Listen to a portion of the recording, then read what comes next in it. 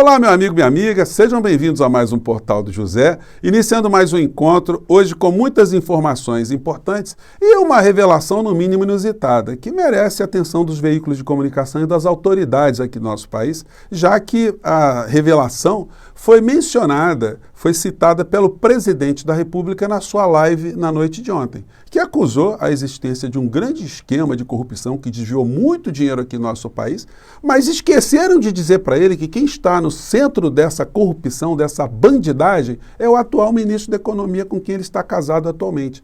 Ele, como presidente da República, ele não pode mandar investigar esses esquemas, não? É só conversa para enganar a patuleia? É um esquema tão cabeludo. Por que ele foi agora jogado para baixo do tapete pelo senhor Augusto Aras? O Bolsonaro não pode pedir para o Aras reacender essa discussão? Ou corrupção só é ruim quando é praticada pelos outros, quando está ajudando os seus amigos, é para ser esquecida? Bom, temos mais situações. Caiu mais um meteoro na cabeça do clã Bolsonaro, outras situações no plano internacional que eu quero conversar com vocês aqui. Mas antes de mais nada, se você está chegando agora no nosso portal, eu quero te convidar a se inscrever. Você que é muito bem-vindo, conheça os nossos outros vídeos, compartilhe se você achar bacana, dê seu joinha também, mande seus comentários e participe dos nossos chats, que eu sempre abro aqui entre 5 horas, 5 e meia, todos os dias para bater um papo ao vivo com vocês, antes de entrarmos no ar, tá bom? Então vamos seguir em frente. Gente, algumas situações no Brasil, não só no Brasil, né, no plano geopolítico, geoestratégico, econômico, não são difíceis da gente prever. E quando eu tenho denunciado aqui muitas vezes que o Bolsonaro representa um grande esquema e que há um joguinho para enganar pessoas mais desatentas, que aparenta uma briga entre Bolsonaro e os grandes veículos de comunicação, infelizmente isso faz parte dessa trama, desse jogo de cena. Ontem o Jornal Nacional, como eu tinha dito aqui para vocês, simplesmente não tocou nesse esquema de corrupção da família Bolsonaro. A compra com muito dinheiro vivo de imóveis. Ninguém explicou isso e ninguém está sendo cobrado para explicar isso, pelo menos os veículos que têm mais força. Apenas as pessoas que estão observando essas situações no momento é que estão levantando essa lebre. Eu espero que os programas eleitorais façam no mínimo uma menção, que usem ali alguns segundos para fazer a seguinte pergunta: que dinheiro é esse? Da onde vem esse dinheiro? Quem é que compra imóvel com dinheiro vivo? Simples assim. E as pessoas precisam saber dessas situações aqui no Brasil. Então, ontem nós tivemos um Jornal Nacional que ocultou esse tema, apagou esse tema e demorou para eles falarem disso. Eles só falaram do esquema de corrupção aparente, né, da família Bolsonaro, porque a coisa é igual às redes. E ainda bem que nós estamos aqui, porque a gente ajuda a reverberar essa situação. O UOL hoje não deixou esse assunto morrer, não. Eles colocam aqui na capa: RJ, ex-empregado diz que primeira mansão de Bolsonaro teve dinheiro por fora. É evidente, você vê o preço de mercado, o preço que eles pagaram, e o Marcelo Nogueira, que trabalhou com Ana Cristina Vale, a segunda mulher do ex-presidente, denuncia isso. Bom, o Estado de São Paulo, jornal, né, também faz o editorial aqui dizendo: olha, vocês podem estar escondendo esse assunto aí. Ontem, inclusive, o jornal Valor Econômico, que lida com dinheiro, com grupos de investimentos, enfim, o sistema empresarial aqui no nosso país, não mencionou absolutamente nada, como se o assunto não existisse. Mas o Estadão aqui está falando, está lembrando disso, né? Bolsonaro deve explicações, diz o editorial. A compra de imóveis em dinheiro vivo costuma servir à lavagem de dinheiro. A família Bolsonaro comprou 51 imóveis em dinheiro vivo. Está claro que o presidente deve explicações. E aí o editorial aqui vai citando essa situação toda. O Bolsonaro fugiu do assunto, evidentemente. Ele tentou desviar a atenção ali, falando de esquemas de corrupção. E aí ele menciona esquemas de corrupção que envolveu fundos de pensão aqui no nosso país. Em dado momento ele disse o seguinte: vou colocar só um trechinho aqui para vocês, porque eu sei que vocês não gostam. Vamos lá. É uma pequena parcelinha de corrupção nos Correios. Tá? 1 bilhão e 100 milhões só no Postales. Na Caixa Econômica, eu vou mandar ver como é que é, deve ser maior, porque tem mais funcionários, e a mesma coisa aconteceu no FUNCEF, no Fundo dos Correios. Então, ele menciona essa história. Ué, senhor presidente, mande abrir uma investigação, é dinheiro do povo, dinheiro público, Faça alguma coisa, bote para quebrar. O senhor não é contra a corrupção ou é só discurso para inglês ver? Porque quando a gente bota uma lupa nessa história, nós vamos ver que quem estava no centro desse grande esquema de corrupção é o atual ministro da Economia, que tem milhões de dólares em paraísos fiscais. Esses 10 milhões que apareceram, uma revelação, uma reportagem internacional, é aquilo que a gente viu, mas nós não sabemos se tem mais dinheiro do Guedes espalhado por todos os cantos, porque ganhou muito dinheiro. Aqui a gente tem uma matéria do dia 3 de junho desse ano, que diz o seguinte: Polícia Federal pede para Paulo Guedes ser investigado em inquérito sobre desvios no Postales, que é justamente o escândalo que o Bolsonaro está falando.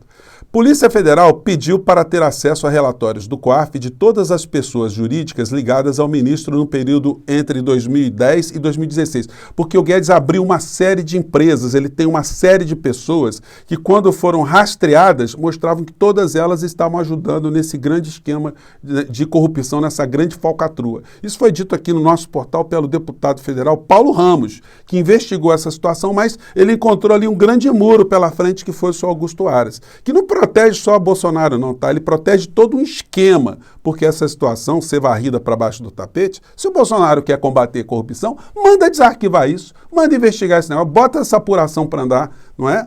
Mas, como a gente vê, né, nós estamos diante de um grande fantoche. Ele não pode fazer nada que contrarie o grande esquema de poder econômico real aqui do nosso país. Então a gente vê notícias como essa aqui que eu vou colocar para vocês também. Ministro da Economia Paulo Guedes foi fiador de empresa de prateleira. Essa reportagem é do dia 6 de janeiro de 2019. A matéria aqui vai mostrando uma série de situações que foram investigadas. Guedes é alvo de 3 investigações abertas pela Polícia Federal e pela Procuradoria da República no Distrito Federal, para apurar indícios de gestão fraudulenta ou temerária ao captar e aplicar a partir de 2009, 1 bilhão de 7 fundos de pensão. Entre eles, além da FUNCEF, estão a Previ, do Banco do Brasil, Petros, Petrobras e Postales do Correios. O dinheiro foi aportado nos fundos de investimento em participações, FIPs, BR Educacional e Brasil de Governança Corporativa, por ele criados e usado em projetos diversos. A BR Educacional está em nome da irmã do Paulo Guedes. Então, é uma falcatrua gigantesca, absolutamente documentada, que o senhor Augusto Aras deu uma travada e jogou para baixo do tapete. Então, o Bolsonaro, quando fala de corrupção, ele está simplesmente chamando Paulo Guedes de ladrão, do corrupto mor da nação. Então, isso precisava ser investigado também. Ou todo mundo era ladrão, a empresa de Paulo Guedes ganhou muito dinheiro, mas ele é honesto no meio dessa história toda. E por que os grandes veículos de comunicação não levantaram essa bola, né? Então foram essas questões. E o Bolsonaro, quando ele foi cobrado, né? Alguém soprou alguma coisa ali sobre... para ele falar alguma coisa, né, sobre esse escândalo de dinheiro vivo envolvendo ali a sua família, ele tentou sair pela tangente como se essa história toda tivesse sido muito elucidada, e não foi, porque todas as situações, todas as iniciativas jurídicas legais que foram intentadas pelas instituições aqui no nosso país foram travadas por ação da família Bolsonaro, que fez de tudo, todo tipo de emparedamento, com apoio inclusive do senhor Augusto Aras, para que essas histórias não fossem evidentemente reveladas. Agora, muito mais do que isso, independente de revelação, o presidente poderia responder: olha, o dinheiro que eu comprei tal casa veio de tal lugar, eu guardava dinheiro no colchão, eu não declarei para a Receita Federal, mas eu guardava esse dinheirinho todos os dias, os meus filhos também guardavam dinheiro, as minhas ex-mulheres, todas elas guardavam dinheiro, apesar de não trabalharem, né? Então, essas situações, gente, mereceriam um pouco mais de atenção, né? Só que ontem no Jornal Nacional, nenhuma palavra, eles foram falar do exoplanetas. Fizeram uma matéria grande ali sobre os planetas que estão muito longe das nossas galáxias, enfim.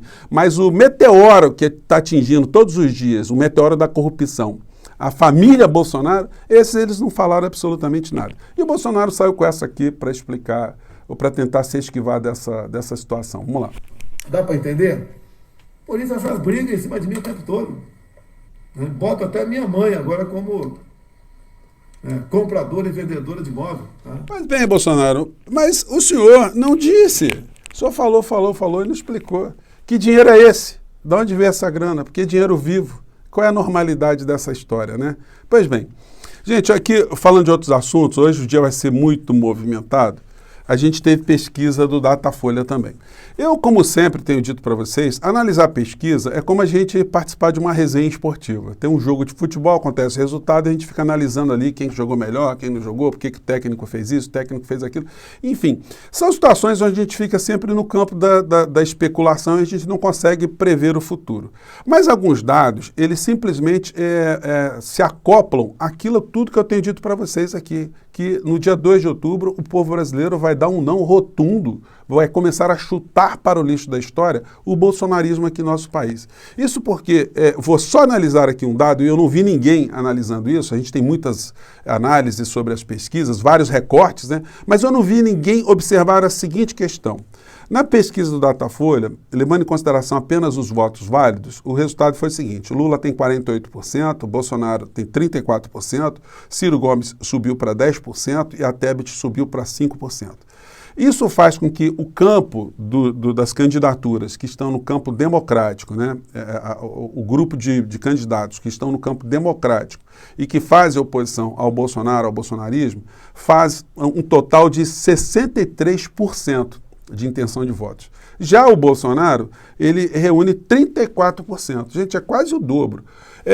Está havendo todo tipo de mágica que o governo está tentando fazer e algumas situações que já são absolutamente previsíveis, que o ativismo econômico dos grandes veículos de comunicação nessa véspera eleitoral, para mostrar que o Brasil está crescendo, que o Brasil está melhor, que o emprego está voltando, entrevistam pessoas felizes, isso tudo já estava mais ou menos desenhado. Eles iam jogar peso, os grandes veículos de comunicação, nesse período eleitoral para ludibriar a percepção do povo de uma maneira geral. É uma coisa que historicamente acontece. Eles querem sempre preservar determinadas pautas econômicas e introjetar na cabeça do eleitor que determinadas situações devem ser preservadas. Se a situação do eleitor não está melhorando na sua casa, o problema é dele, porque aquilo que ele está vendo por fora, o que está acontecendo por fora, está melhorando. O Brasil está melhorando, a economia está melhorando, e ele não está se dando bem, então ele tem que se conformar ali. É uma técnica que se usa há muito tempo e ela sempre está presente nesses períodos eleitorais. Só que isso não está ajudando de uma maneira muito efetiva a mudar esses números do Bolsonaro. A pesquisa, portanto, de ontem foi mais um meteoro que caiu na cabeça do Bolsonaro e do bolsonarismo, porque eles não conseguem mexer com esse conjunto de votos, ou esse conjunto de intenção de votos que estão se posicionando contra ele. Claro que as candidaturas que se opõem têm uma série de divergências, e são legítimas que elas tenham essas divergências, as suas estruturas, mas o importante a gente tem em vista que no dia 2 de outubro, a maioria do povo brasileiro não quer o Bolsonaro, não quer dar voto a Bolsonaro, não concorda com o Bolsonaro, está enxergando esse tipo de manipulação de falcatrua de falcatruas e, sobretudo, o perfil moral mentiroso e desequilibrado do atual presidente da República. Para finalizar, gente, eu não posso deixar de registrar isso aqui, todos os presidenciáveis falaram alguma coisa sobre o atentado da Cristina Kirchner lá na Argentina. O único que não falou nada até agora foi o Bolsonaro. Todos os outros falaram alguma coisa. O Bolsonaro sempre é o último a fazer qualquer coisa no plano governamental. Primeiro ele vai escutar o Carluxo. E depois que ele escuta o Carluxo é que ele diz alguma coisa, né? É uma situação que denota que o ódio, o discurso de ódio, ele está transcendendo as fronteiras do nosso país. Isso vai ser objeto de muitas discussões, não só aqui no Brasil, mas começa a ganhar também outros países irmãos, né? Eu fico por aqui, gente. Mais tarde temos mais assuntos a repercutir. Um grande abraço. Até já, 5h30, estou de volta com vocês, tá bom? Até lá, tchau.